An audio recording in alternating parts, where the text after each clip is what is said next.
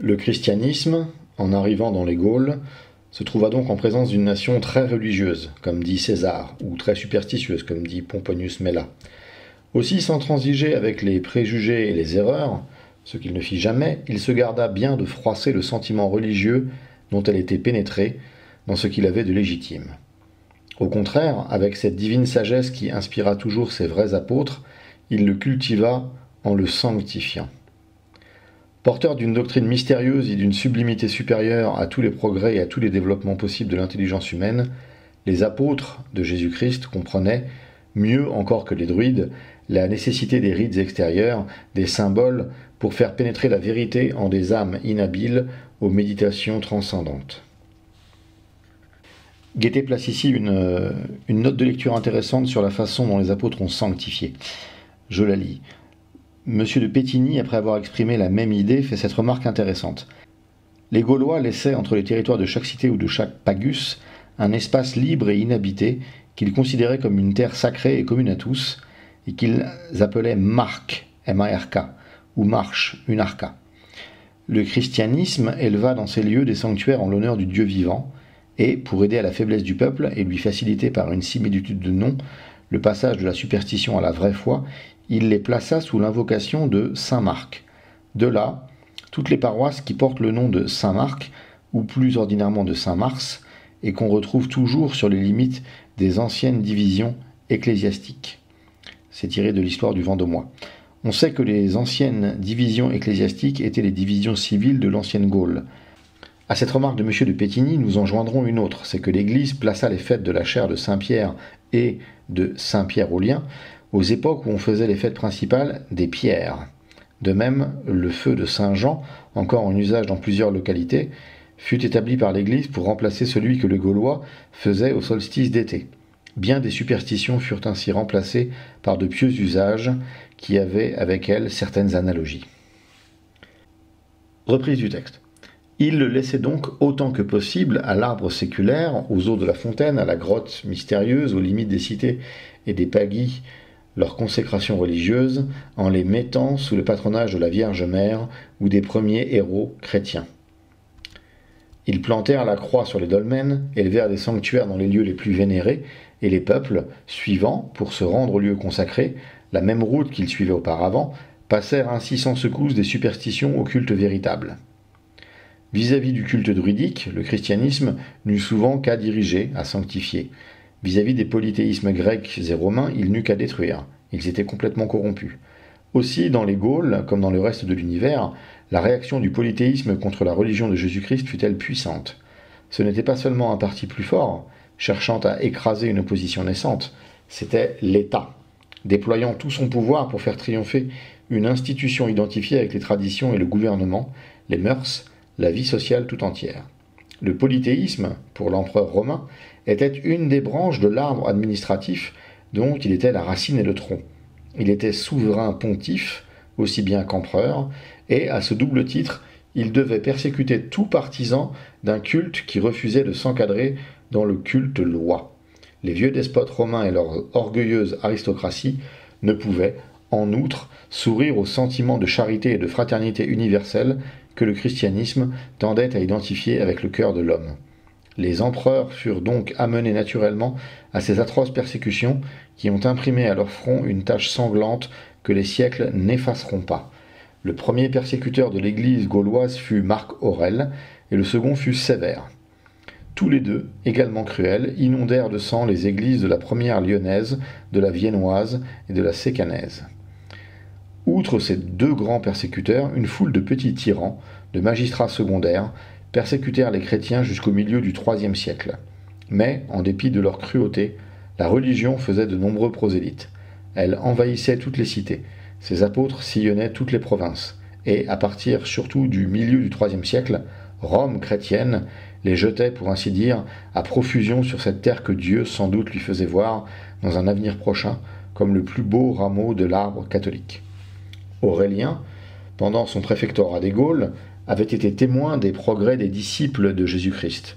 Devenu empereur et dépositaire de toute la puissance, il vint à la tête d'une armée pour exécuter des projets que, simple préfet, il avait déjà entrepris, mais inutilement.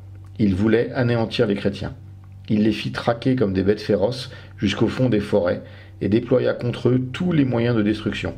Il mourut avant d'avoir pu arrêter un seul instant une impulsion que Dieu lui-même secondait. Maximien Hercule fut peut-être plus cruel encore qu'Aurélien.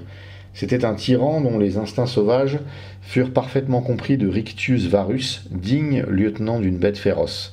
Pendant 6 années entières, Maximien et Rictius Varus assouvirent leur rage sur l'église des Gaules. Ils immolèrent le plus grand nombre de ses apôtres, en particulier ces nombreux et ardents disciples de Saint-Denis, qui fécondèrent de leur sang cette terre qu'ils avaient si longtemps et si laborieusement cultivée.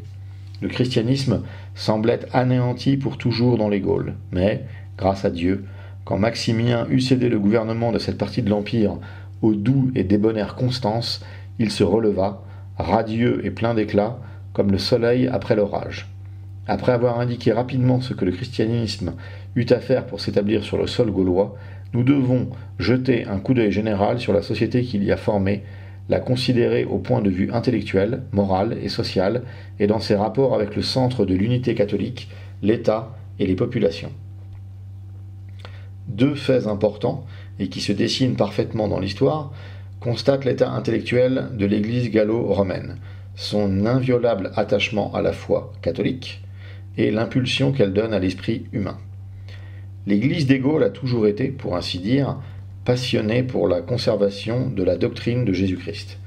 Dans l'espace de 500 ans, elle n'a produit que 2 hérésiarques, Vigilance et Léporius, et encore n'ont-ils eu l'un et l'autre aucun succès. Vigilance fut tué sous le ridicule que lui jeta pour réfutation le spirituel et savant Jérôme.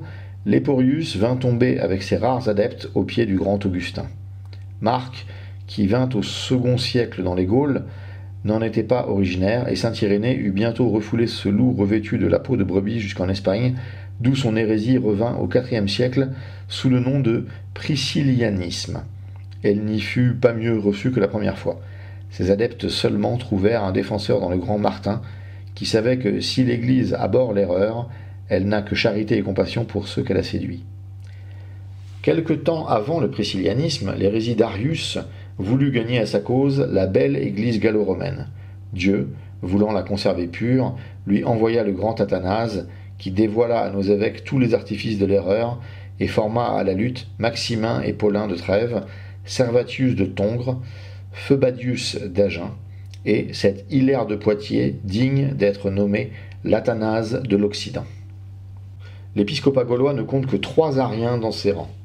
Euphratas de Cologne, qui devint peu à peu un des plus zélés champions de l'orthodoxie, Paulin de Périgueux et Saturnin d'Arles, qui restèrent sous le poids de l'anathème. On a quelquefois présenté comme une défection la conduite des évêques d'Occident et des évêques gaulois, en particulier au concile de Rimini. Les faits racontés d'après Sulpice Sévère et les actes du concile nous feront apprécier la prétendue victoire du parti arien. Ils prouvent bien plutôt, à notre avis, la charité de nos évêques que leur défection dans la foi. La seule hérésie qui soit née et ait eu quelque importance dans l'Église des Gaules pendant les 5 premiers siècles, c'est le semi-pélagianisme. Encore ce système fut-il regardé comme une simple opinion controversée jusqu'à sa condamnation au 2e concile d'Orange. Il n'eut même une certaine importance que jusqu'à la mort de Cassien qui en fut l'inventeur. Quand il fut condamné, il n'avait plus pour partisans qu'un petit nombre de moines obscurs qui avaient reçu, par tradition, les idées de leur maître avec la vénération qu'ils méritaient à bien des titres. Le prédestinationnisme, qui, en voulant combattre le semi-pélagianisme, tomba dans l'excès contraire, eut encore moins d'importance. Le prêtre Lucidus est le seul homme un peu remarquable qui l'ait soutenu. Encore l'abandonna-t-il quand il fut proscrit par les pères d'Arles et de Lyon à la fin du Ve siècle. Évidemment, l'hérésie ne pouvait prendre racine dans le champ si bien cultivé de l'Église gauloise. En revanche, cette Église eut d'illustres et nombreux docteurs qui la couronnèrent d'une brillante auréole. La théologie, la philosophie, la critique sacrée, l'éloquence, la poésie y eurent de nobles représentants pendant les 5 premiers siècles. Parmi ces théologiens et ces philosophes, nous indiquerons seulement Irénée, ce docte scrutateur des doctrines, Hilaire de Poitiers, Vincent de Lérins, Salvien, Eucher, Faustus, Julianus Pomerius, Claudianus Mamertus et enfin Prosper d'Aquitaine, l'antagoniste de Cassien. Malgré ses erreurs, Cassien fut lui-même, par ses écrits, une des gloires de l'Église gallo-romaine. Son traité de l'incarnation est l'œuvre d'un profond théologien. Ses institutions, ses conférences, surtout, sont d'une lecture édifiante et instructive. Sulpice Sévère, dans ses dialogues, le surpasse pour le style, mais ne fut ni plus intéressant ni plus pieux. Sulpice Sévère est sans contredit l'écrivain le plus élégant du Ve siècle dans les Gaules. Son histoire sacrée passe pour un chef-d'œuvre de style, et nous ne le trouvons pas inférieur dans la vie de saint Martin. Le prêtre Constantius est loin de Sulpice Sévère. Sa vie de Saint-Germain d'Auxerre est cependant pleine d'intérêt. Hilaire d'Arles cultiva avec succès l'éloquence. Eucher n'était pas moins distingué comme orateur que comme philosophe. Faustus avait un talent remarquable d'improvisation et ses discours lui avaient acquis une réputation méritée. Eucher et ses deux fils, Salonius et Veranius, se livrèrent à l'étude des livres saints et ils avaient été précédés dans cette carrière par Hilaire de Poitiers, dont nous avons encore une partie des commentaires. Ce grand évêque avait aussi cultivé la poésie et il composa un livre d'hymnes qui furent longtemps en usage dans l'Église. Saint Hilaire d'Arles fut un poète distingué, et ce n'est pas sans fondement qu'on lui attribue le beau poème de La Providence. Prosper d'Aquitaine composa contre les Pélagiens son poème contre les ingrats, l'un des plus beaux essais de poésie philosophique que l'on ait tenté dans le sein du christianisme. Ceci est une citation de Guizot, de l'histoire de la civilisation française. Enfin, Sidonius, l'ami passionné de la poésie et de la littérature, peut-être, à bon droit, placé à la tête de tous les poètes de son temps. Si l'on compare cette impulsion donnée par l'Église à l'esprit humain avec celle que lui imprima l'hérésie, il ne sera pas difficile d'apercevoir où était la source du vrai progrès. On a voulu quelquefois envisager l'hérésie comme le principe du progrès. Nous croyons la proposition contraire, seule véritable. L'hérésie n'est que l'effort de la raison individuelle pour remplacer la raison éternelle, le Verbe de Dieu, pour mettre l'obscurité à la place de la lumière, l'incertain à la place du certain. Elle n'est que la prétention de l'homme à la souveraineté intellectuelle. Or, quelle raison individuelle a le droit de s'imposer ? Tout homme qui a le sentiment de sa dignité ne peut abaisser sa raison que devant la raison de Dieu. Aussi dans l'hérésie n'exista-t-il jamais qu'une unité factice, extérieure. Jamais cette unité de sentiment et de pensée, cette paix et cette harmonie des esprits qui peuvent seuls enfanter une véritable société intellectuelle. Si l'on approfondit les hérésies diverses qui ont paru dans le monde depuis l'origine du christianisme jusqu'à nos jours, on les verra tourner en un même cercle d'opinion et arriver toujours au même point. Un mouvement en ligne courbe ne peut être appelé progrès. L'Église, en posant en principe la souveraineté de la raison de Dieu, proclame le seul moyen de faire progresser la raison humaine. Pour elle, Jésus-Christ est Dieu. Sa doctrine est vérité. Par conséquent, tous les efforts de l'Église doivent se concentrer dans la conservation de la doctrine de Jésus-Christ, dans sa pureté primitive. Tous les efforts de l'esprit humain doivent être de l'approfondir, de l'envisager sous toutes ses faces. Ce travail intellectuel de l'homme a toujours été encouragé par l'Église, et c'est un spectacle admirable de voir tous ces docteurs se plonger dans l'océan de la doctrine révélée et en sortir étincelant des plus sublimes clartés. On doit soigneusement distinguer cette action de l'esprit humain sur les vérités révélées de l'enseignement de l'Église. Pendant sa marche majestueuse à travers les siècles, l'Église s'est toujours contentée d'affirmer sa foi. Toujours, lorsque la voix discordante de l'hérésie se fit entendre au milieu de l'harmonie universelle des cœurs catholiques, elle affirma ce qui avait été cru partout et toujours depuis que la parole divine avait retenti sur la terre. Les docteurs de l'Église, partant de cette vérité catholique et suivant les jalons plantés par l'autorité infaillible, établie gardienne de la foi, s'avancèrent ainsi en ligne droite et se trouvèrent dans les vraies conditions du progrès. Aussi, à toutes les époques de cette histoire, aurons-nous toujours à constater la supériorité intellectuelle de la société dirigée par l'autorité de l'Église sur celles qui proclamèrent la souveraineté exclusive de la raison individuelle. Toujours, la société catholique nous apparaîtra comme un fleuve majestueux dont les ondes pures et limpides portent avec elles la fertilité, et les sociétés dissidentes comme des torrents dont le cours passager ne laisse après lui que la désolation et la ruine. Le progrès intellectuel a toujours été dans la société religieuse en raison de la fermeté dans la foi. Pendant la période gallo-romaine, la supériorité intellectuelle de la société catholique sur le polythéisme et les hérésies est incontestable. L'hérésie n'y a rien produit et le polythéisme était dans une décadence évidente. La littérature civile, c'est ici, il démarre une citation de Guizot dans l'histoire de la civilisation en France, si je puis me servir de cette expression, n'offre guère à cette époque dans les Gaules que 4 espèces d'hommes et d'ouvrages, des grammairiens, des rhéteurs, des chroniqueurs et des poètes non pas en grand mais en petit, des faiseurs d'épithalame, d'inscriptions, de descriptions, d'idylles et d'églogues. La littérature chrétienne est tout autre. Elle abonde en philosophes, en orateurs. » Fin de citation.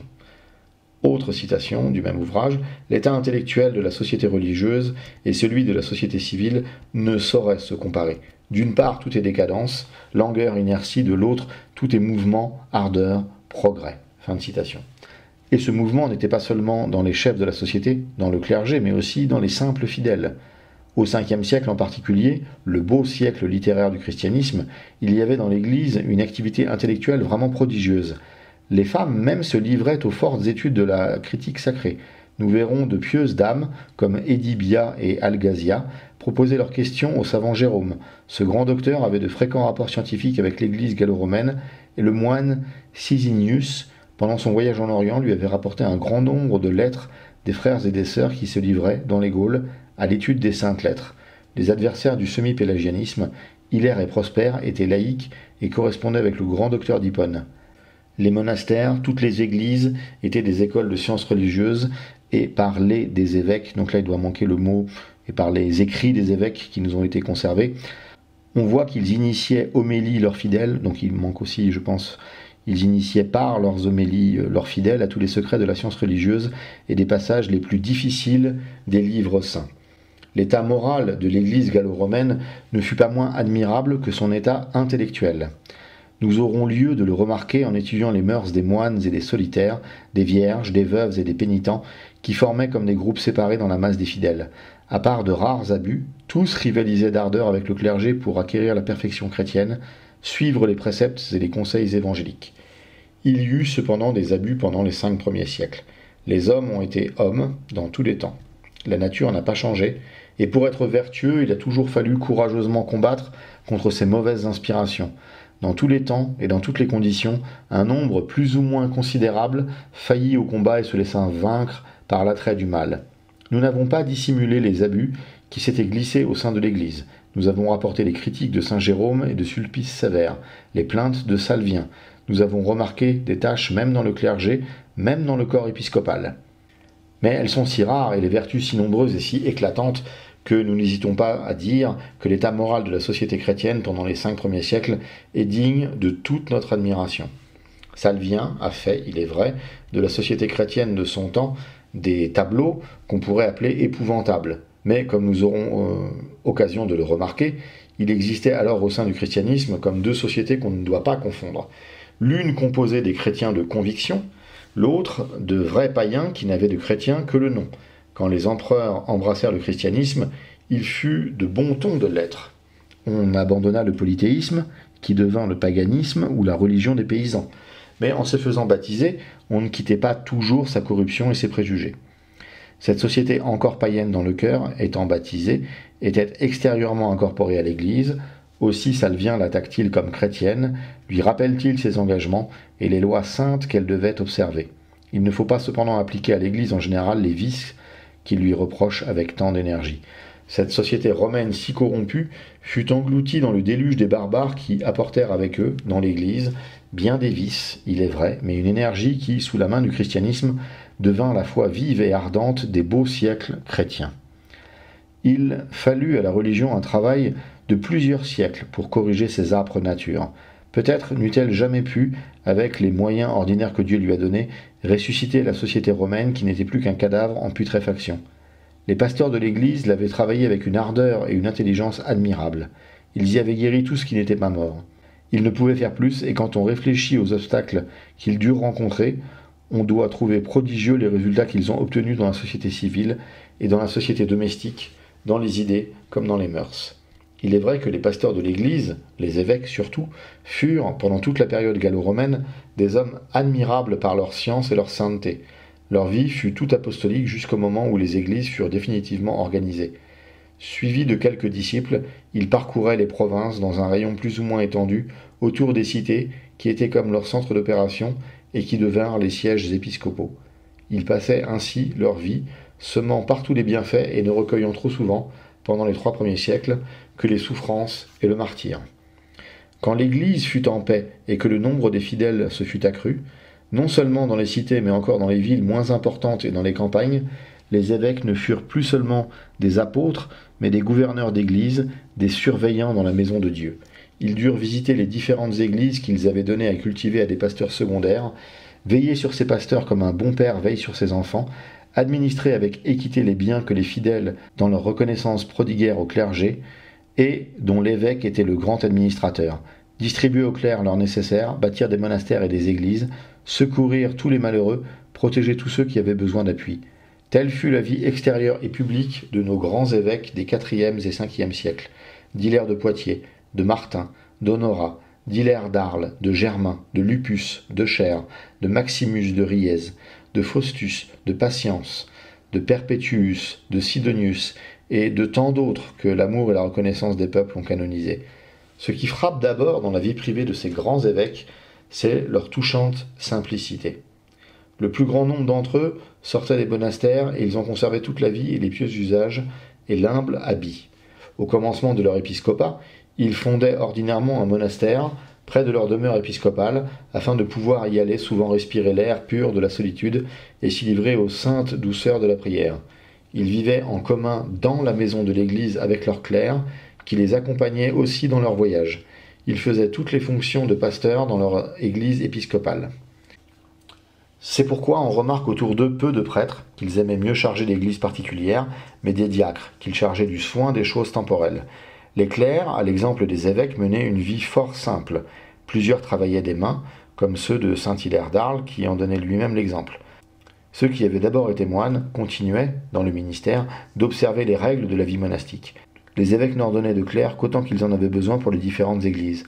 Leur autorité sur eux était grande, mais n'avait rien de despotique. Et si parfois ils étaient obligés d'user de rigueur, ils avaient établi le recours au concile provincial comme une garantie contre l'erreur et la prévention. La sainte vie du clergé lui avait attiré de la part des peuples une grande vénération, et quoique les évêques, dit Fleury, n'eussent point de rang entre les puissances temporelles et qu'ils vécussent comme de simples particuliers, sans pompe et sans faste extérieure, ils ne laissaient pas d'être honorés des magistrats et des princes mêmes. L'usage des Romains était alors de donner à toutes les personnes constituées en dignité différents titres, tels que illustres, glorieux, etc. On donnait aux évêques celui de saint ou de bienheureux, et en leur parlant, on disait votre sainteté ou votre béatitude. Le nom de pape, qui signifie père, a été longtemps commun à tous les évêques, et on les traitait aussi de seigneurs. Rien n'est plus commun dans les 4e et 5e siècles, comme nous le remarquerons dans les inscriptions des lettres que nous citerons dans cette histoire. Il était ordinaire de se prosterner devant eux pour leur demander la bénédiction.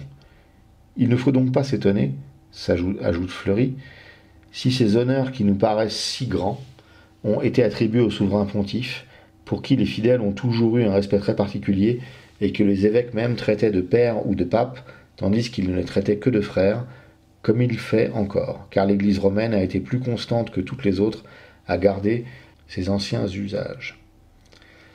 Donc voilà, ça c'est une petite citation qu'on mettra en perspective, puisque l'Église romaine a plutôt été spécialiste du fait de n'avoir aucune constance. On dira même qu'elle a été constante dans l'inconstance. Je reprends le texte de Guettet. Le respect que les puissances temporelles rendaient aux évêques leur donnait une grande autorité pour prendre en main la protection des veuves et des orphelins et de toutes les personnes dignes de compassion. C'était à peu près là tout l'usage qu'ils faisaient de leur influence, et nous n'avons remarqué en eux, dans le cours des 5 premiers siècles, aucune preuve de cupidité ou d'ambition. Ils ne désiraient que deux choses, la gloire de Dieu et le bien du prochain.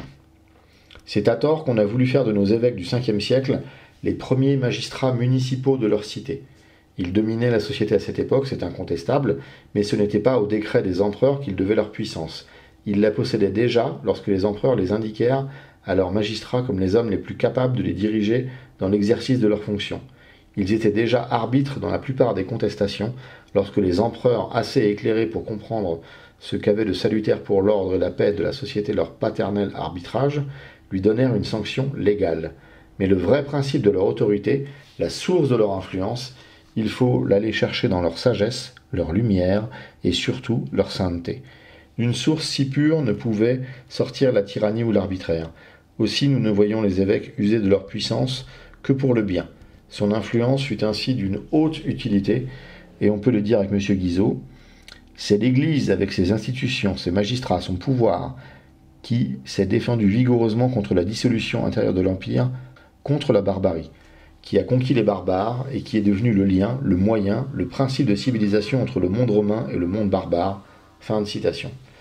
Non pas que les évêques fussent des civilisateurs par État, la civilisation des peuples ne fut jamais leur but direct, mais le christianisme, qu'ils travaillaient à infiltrer jusque dans l'âme de la société, est le principe de la civilisation, puisqu'il est vérité et bien.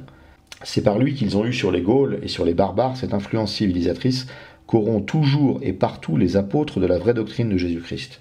Au moment où l'Empire s'écroulait, où le pouvoir romain était nul, où des nuées de barbares s'abattaient sur les Gaules avec leurs mœurs sauvages et leurs lois aussi sauvages que leurs mœurs, que serait devenue la société si l'Église n'eût été là avec sa haute puissance morale qui se faisait respecter d'Attila lui-même pour adoucir les vainqueurs, protéger les vaincus, établir entre eux des rapports de fraternité par les douces lois du christianisme, pour corriger d'après ces lois chrétiennes les législations cruelles des barbares, elle seule pouvait transformer en une société des éléments aussi hétérogènes.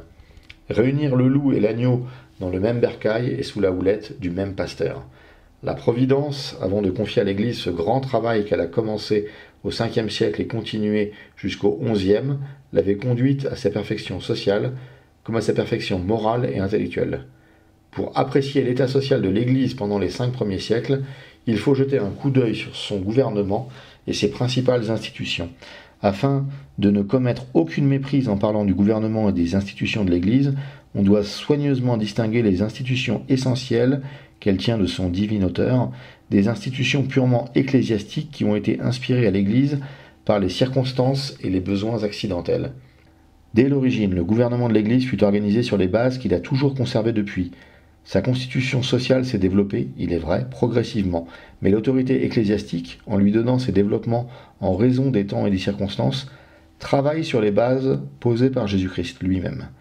Jésus-Christ, voulant fonder une société, lui a nécessairement donné son organisation essentielle, et ce serait faire injure à sa sagesse, incontestable même pour ceux qui ne la croient pas divine, que d'envisager l'Église, dans les premiers temps, comme un chaos où se débattaient tous les systèmes les plus antisociaux. On a voulu voir dans le gouvernement de l'Église tantôt une monarchie, tantôt une aristocratie ou une république. Donc là, il cite Monsieur de Maistre, donc j'imagine Joseph de Maistre. Il en est qui se sont crus assez clairvoyants pour surprendre l'Église, passant successivement par ces divers modes de gouvernement. On tombera toujours en d'étranges erreurs lorsqu'on voudra comparer l'Église aux sociétés civiles. Si l'on veut donner un nom au gouvernement de l'Église, il faut l'appeler une théocratie, car elle ne reconnaît que Dieu pour son chef et son législateur. Jésus-Christ est le chef de l'Église, et tous les dépositaires de l'autorité ecclésiastique ne sont que ses mandataires. Ils n'ont d'action qu'au nom de Dieu. Ils n'imposent aucune idée, aucun dogme, aucune loi fondamentale de morale. Ils sont chargés de conserver intactes et pures les idées et les préceptes de Jésus-Christ. Et dans les lois ou ordonnances qu'ils font, leur unique but est l'observance plus complète de la loi divine. C'est Jésus-Christ qui gouverne l'Église, par les pasteurs qu'il investit lui-même de l'autorité, par un moyen qu'il a établi et qui a toujours été le même, l'ordination. Avant de quitter le monde, il a institué l'autorité pour fonder et organiser l'Église suivant ses lois. L'autorité ne s'est donc point constituée dans la société chrétienne, elle était établie avant la fondation de cette société. C'est par elle que cette société a commencé, et elle n'est que le moyen visible par lequel Dieu agit sur la société chrétienne. Ce qui induisit en erreur sur ce point essentiel et si évident, c'est qu'on n'a pas distingué la constitution essentielle de l'autorité des modifications que les temps et les circonstances ont apportées dans l'exercice extérieur de cette autorité, et qu'on a confondu de même la hiérarchie qui a son principe dans l'ordination et doit son institution à Jésus-Christ avec la hiérarchie de juridiction qui est purement ecclésiastique. Jésus-Christ lui-même a constitué hiérarchiquement les dépositaires de l'autorité dans l'Église. Il a créé un collège apostolique auquel il a donné Saint Pierre pour chef. Le successeur de Saint Pierre a hérité de ses prérogatives. La primauté apostolique s'est perpétuée dans la papauté, comme le collège apostolique lui-même s'est perpétué dans l'épiscopat au moyen de l'ordination. Donc bien évidemment, ce paragraphe est à prendre avec des lunettes orthodoxes, comme l'expliquait Vladimir Guettet dans la préface de la papauté schismatique. Ce sont des éléments qu'il n'avait pas remis en cause à cette époque-là, mais bien évidemment, tout ceci est historiquement et théologiquement faux. L'ordination est le principe des différences hiérarchiques qui existèrent dès le commencement entre l'évêque, le prêtre et le diacre. Les autres degrés hiérarchiques qui ont existé et existent encore dans l'épiscopat, le sacerdoce et le diaconat, ne doivent leur origine qu'aux différences de juridiction plus ou moins étendues et ont été établies par l'Église, excepté la primauté d'honneur et de juridiction que le pape possède de droit divin et en vertu de l'institution de Jésus-Christ. Bon, pareil, même guillemets. Ainsi, l'institution de la primauté métropolitaine est purement ecclésiastique, et elle fut établie lorsque l'Église érigea en droit des rapports qui s'établirent d'abord naturellement entre les chefs de mission et leurs disciples. Les métropolitains devinrent les archevêques. Nous n'avons remarqué ce mot dans aucun des monuments des 5 premiers siècles. Nous y avons vu quelquefois ceux d'archiprêtres et d'archidiacres, qui devinrent plus communs par la suite. Ces dignitaires étaient comme les chefs de leur ordre dans les divers diocèses, mais ils ne différaient que par une juridiction plus étendue, et non par l'ordination des autres prêtres ou diacres. De même que le métropolitain ne différait du simple évêque que par sa juridiction sur toute une province. Le métropolitain était réellement le chef de la province et le président des autres évêques. Il devait être, dans la pensée de saint Léon, comme l'intermédiaire au moyen duquel les simples évêques devaient correspondre avec le centre de l'unité catholique. Donc là, il fait référence à Rome, mais qui n'est pas un centre d'unité. Nous constaterons, d'après les monuments législatifs, ses droits et ses devoirs. Le premier magistrat de chaque diocèse était l'évêque, qui devait y mettre à exécution, selon qu'il le jugeait à propos, eu égard aux diverses circonstances, les règlements disciplinaires généralement admis ou adoptés dans le concile provincial. Il pouvait, dans son diocèse, faire des lois, régler la liturgie, accorder des indulgences, prononcer des jugements. Seulement celui qu'il condamnait pouvait en appeler au concile provincial, comme il pouvait du concile provincial en appeler à Rome. L'évêque était secondé dans l'administration spirituelle de son diocèse par les archiprêtres. Ils étaient placés par lui dans les localités les plus importantes et il leur donnait droit de surveillance sur les autres prêtres, exerçant le ministère ecclésiastique dans un certain rayon autour d'eux. Les archiprêtres avaient auprès d'eux des diacres, des sous-diacres et des ministres inférieurs pour les aider dans l'exercice de leur ministère et remplir les diverses fonctions de la maison de Dieu. Le diacre était spécialement chargé de l'administration du temporel de l'Église, de recueillir les offrandes, de prendre soin des biens et de distribuer les aumônes.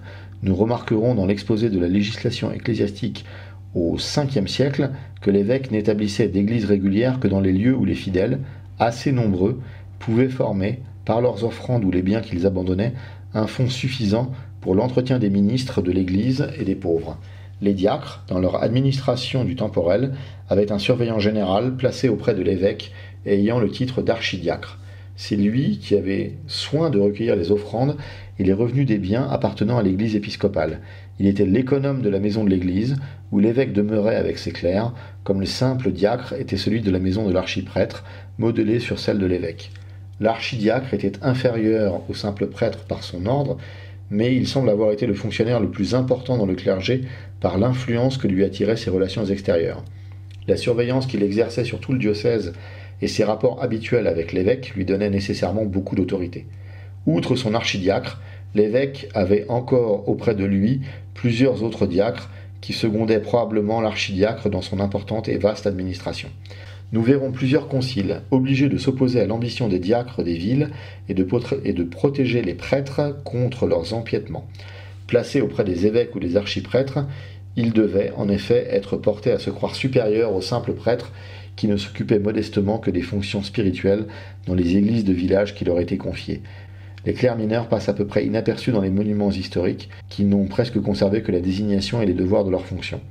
Ils n'ont été établis dans l'Église qu'en raison des besoins et des circonstances, de même que les différences dans l'exercice à la hiérarchie ecclésiastique des ordres majeurs.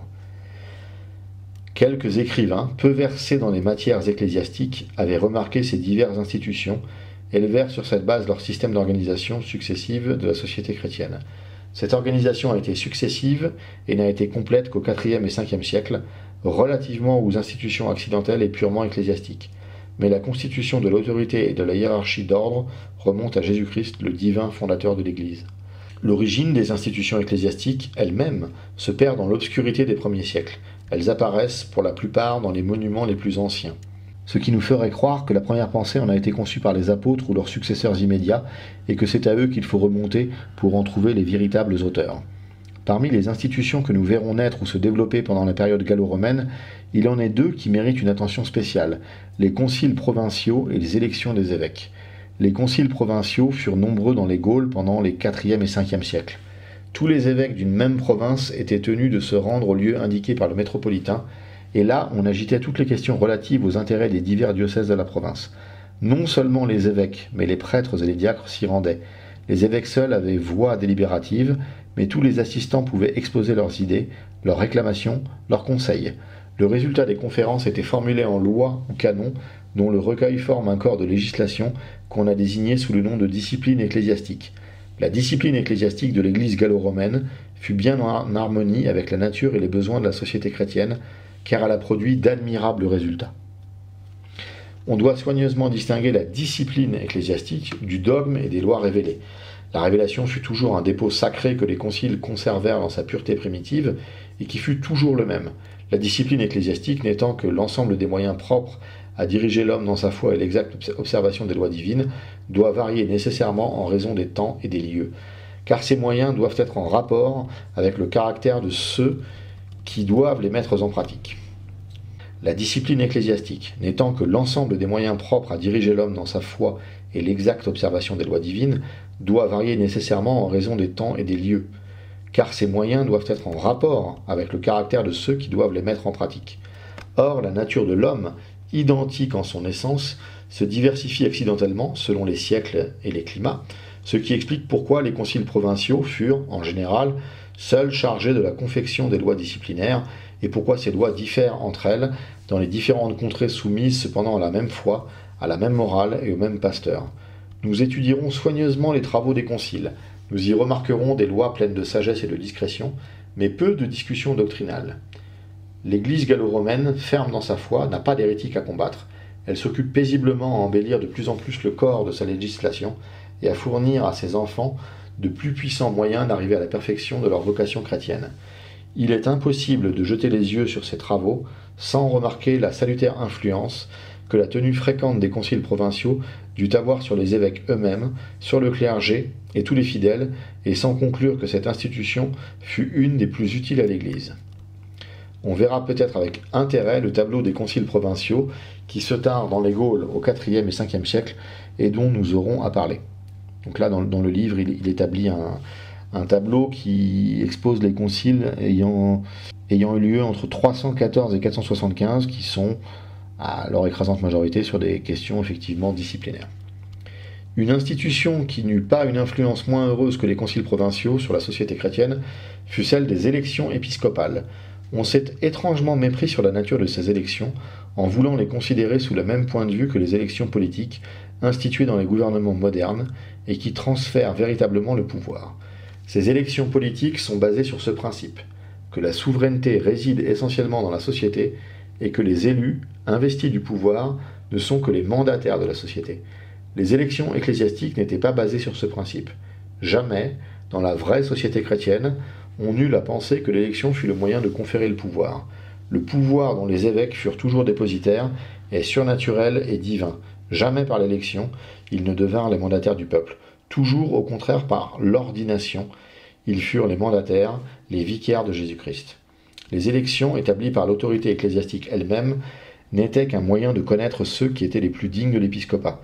Le pouvoir n'était conféré aux élus que par l'ordination que faisait le métropolitain, assisté des évêques de la province, et cette ordination, faite suivant les règles, leur conférait non seulement les pouvoirs inhérents à l'ordre, mais l'institution canonique et la juridiction. Nous n'avons pas la prétention de blâmer l'Église d'avoir changé sa discipline au sujet des élections, mais il est permis de regretter et d'admirer cette institution primitive qui donna à notre Église de si admirables évêques. Là on voit qu'il commence finalement un petit peu à s'interroger sur la forme catholique romaine de son époque en termes d'élection d'évêques. Pendant les 5 premiers siècles, nous remarquerons peu de tâches dans l'épiscopat, nous y verrons d'admirables et sublimes vertus. Or, une institution qui eut de si heureux résultats dut être excellente. Nous regardons en outre, comme un effet nécessaire des élections, cette étonnante influence de l'épiscopat sur les peuples, à l'époque où elle se faisait suivant toutes les règles établies par l'Église. L'évêque choisi par le peuple fidèle était l'élu de tous. Le peuple ne voyait pas dans l'évêque un fonctionnaire, un magistrat, mais un père et un pasteur. C'était un ami, un homme dévoué, qu'il avait placé lui-même à sa tête pour le guider et le défendre. Il y avait, entre les peuples et les évêques, les rapports qui existent entre les électeurs et l'élu, mais anoblis par le respect et la vénération qu'attirait à l'évêque le pouvoir divin qui lui était conféré par l'ordination et les vertus dont il donnait habituellement l'exemple. Outre les conciles et les élections, nous devons compter aussi l'institution monastique parmi celles qui eurent le plus d'influence sur la société chrétienne. Nous en suivrons avec intérêt tous les développements, et plus tard nous trouverons l'occasion de lui consacrer une étude spéciale.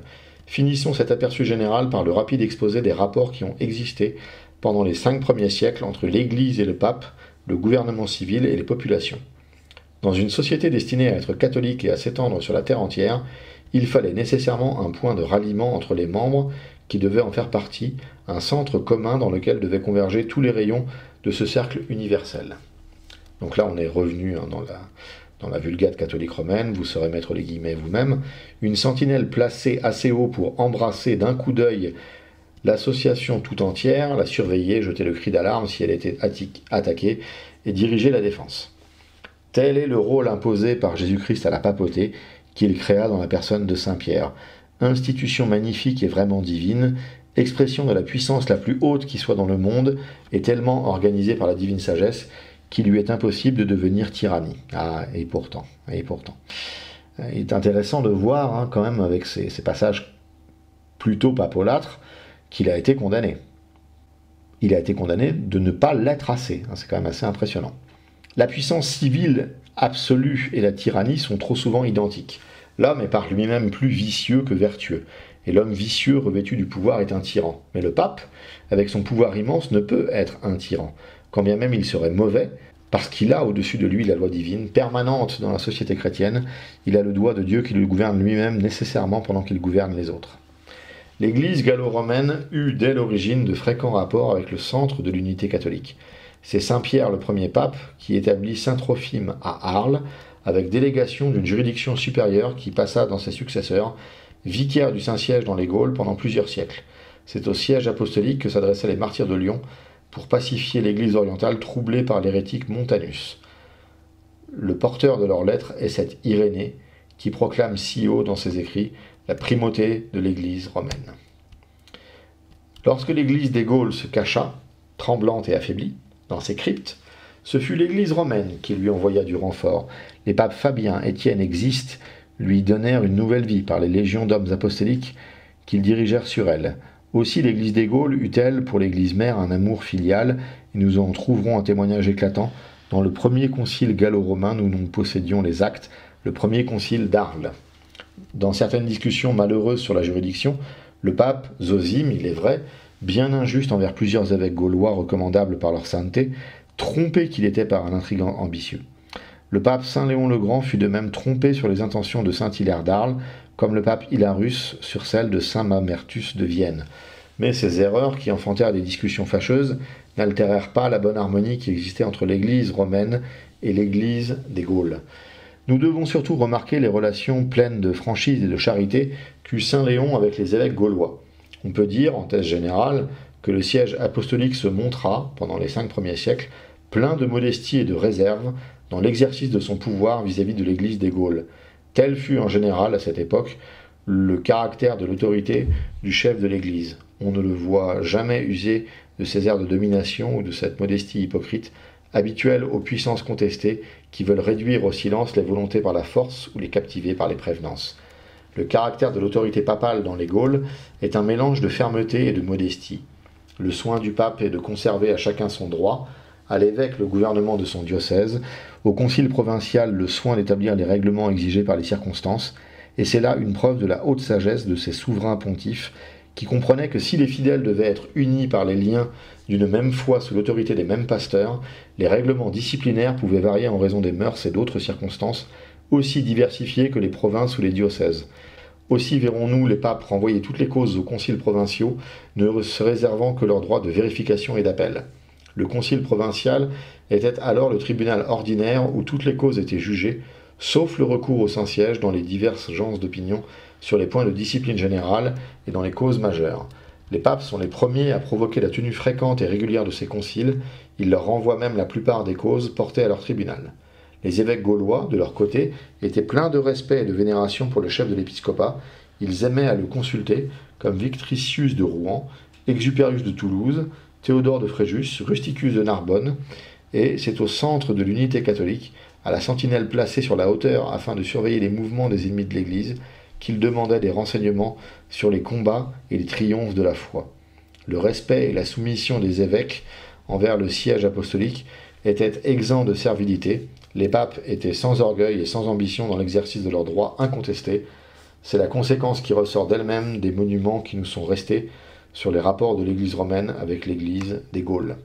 Quant aux relations qui existèrent entre l'Église des Gaules et le gouvernement civil, pour les apprécier, il faut observer d'abord que l'Église, en général, peut être envisagée sous 4 points de vue différents dans ses rapports avec l'État. Ou elle domine l'État et le dirige, ou elle est gouvernée par lui, ou bien elle est libre et indépendante dans sa sphère spirituelle, ou bien encore elle est alliée avec l'État à certaines conditions. Pendant les 3 premiers siècles, époque des persécutions, l'Église fut dans une complète indépendance et à l'État libre. Elle se gouvernait elle-même et l'État ne s'en occupait que pour la persécuter. Ses relations avec l'État subirent un changement notable lorsque le christianisme monta sur le trône avec Constantin. Il serait faux de dire qu'elle tomba alors sous le gouvernement de l'État, quoique les empereurs aient eu une certaine action dans son domaine. En général, les empereurs n'ont point prétendu régler la foi et gouverner l'Église, et si parfois quelques-uns d'entre eux, séduits par des doctrines hérétiques comme Constance, voulurent empiéter sur les droits de l'Église, les évêques les défendirent avec énergie. Au IVe et au Ve siècle, les 2 sociétés religieuses et civiles furent unies et non confondues. Les empereurs convaincus du bien immense que pouvait faire dans l'État une institution aussi parfaite que le christianisme, en favorisèrent de tout leur pouvoir les développements. Et sans faire les évêques ni magistrats municipaux ni fonctionnaires de l'État, ils cherchèrent à accroître pour le bien des populations l'influence que leur donnait déjà l'amour des peuples, leur caractère et leur supériorité morale et intellectuelle. L'Église ne fut pas ingrate envers les empereurs et leur accorda dans le domaine extérieur de l'Église une action qui se manifestait surtout dans la convocation des conciles. À dire vrai, cette convocation impériale était plutôt une faveur que l'Église réclamait qu'un privilège qu'elle accordait. Car le rôle des empereurs se bornait à envoyer leurs courriers, porter des lettres de convocation et à fournir aux évêques des moyens de transport. S'ils assistaient au concile, il n'y avait pas de voix délibérative et n'y étaient que comme témoins. Ils ne réclamaient pas, du reste, dans les choses de foi, une action directe qu'ils comprenaient être en dehors de leurs prérogatives. On peut établir que le caractère général des relations de l'Église et de l'État, depuis Constantin jusqu'à la fin du Ve siècle, fut une confiance réciproque qui leur fit concéder de part et d'autre des privilèges, tout en restant parfaitement libres dans leurs sphères respectives. Du reste, sous les empereurs amis ou ennemis, les évêques ne furent ni partisans de la tyrannie ni conspirateurs, humbles, soumis et modestes dans leur langage ordinaire, qu'ils avaient soin de revêtir des formes honorifiques en usage. Ils étaient fermes et intrépides quand il s'agissait de défendre la foi ou la liberté de l'Église. Partisans de l'ordre social, ils prêchaient au peuple l'obéissance, mais en même temps, ils savaient les défendre avec courage contre les vexations et l'oppression. Ils étaient comme les médiateurs entre le pouvoir et le peuple, et ils s'acquittaient de cette auguste mission sans froisser l'autorité, et de manière cependant à mériter l'estime et l'amour des populations. Nous avons déjà parlé de cet amour des peuples pour les évêques et de l'influence des évêques sur les peuples. Pour apprécier les rapports qui existaient entre eux, il nous suffira d'envisager la manière dont l'autorité religieuse s'exerçait pendant la période gallo-romaine, c'est-à-dire à l'époque où elle n'était pas encore confondue avec l'autorité civile dans la personne des évêques. Le gouvernement ecclésiastique, dépositaire d'un ensemble de vérités et de lois que lui confia Jésus-Christ, doit nécessairement, dans chaque cas particulier, mettre en lumière les conséquences qui en découlent. Il faut qu'il promulgue et maintienne les préceptes qui correspondent à ces doctrines, il faut qu'il les prêche, les enseigne, qu'il les rappelle aux membres de la société chrétienne qui s'en écarteraient. Rien de coactif, mais la prédication, l'enseignement des vérités, au besoin les admonitions et la censure. C'est là la tâche et le devoir de tout gouvernement religieux, et ce fut la ligne de conduite suivie par l'autorité ecclésiastique tant qu'elle fut à l'état libre et purement religieuse. Son action était forte parce que son principe n'était pas contesté. La principale cause de dissolution dans les sociétés politiques et le principe des révolutions et de l'anarchie, c'est qu'on peut toujours mettre en question le droit des gouvernements et la légitimité de leur action. Il n'en est pas ainsi dans l'Église. Le pouvoir n'est pas d'origine humaine, il a sa source en Jésus-Christ et ne se transmet que par un moyen divin. C'est pourquoi il ne s'élève jamais, dans la vraie société chrétienne, de questions sur les droits essentiels du pouvoir. Il faut dire aussi que son action sur les hommes est la plus noble et la plus haute. Le pouvoir ecclésiastique ne dénie pas à la raison individuelle ses droits imprescriptibles. Il transmet à l'intelligence et propose à son acceptation le dépôt des vérités révélées. Il pose les conditions à l'admission dans la société chrétienne et laisse libre d'y entrer ou de rester en dehors. Il ne donne pas, sans doute, le dogme comme appuyé sur une évidence intrinsèque, mais il lui donne pour raison l'infaillible parole de Dieu conservée intacte et pure dans la société catholique. L'homme peut être certes au moins aussi raisonnable en appuyant sa conviction sur un motif aussi fort qu'il voit clairement que sur le témoignage d'une évidence trop rare et trop souvent contestable. Le gouvernement ecclésiastique, au lieu de comprimer l'essor intellectuel des peuples, l'a développé. Il n'a pas abusé de son influence pour opprimer les populations, puisqu'il a mérité leur amour. Il s'est tenu, pendant toute la période gallo-romaine, dans sa sphère purement spirituelle. Ce sont autant de conséquences incontestables qui ressortent des faits que nous allons maintenant exposer en détail.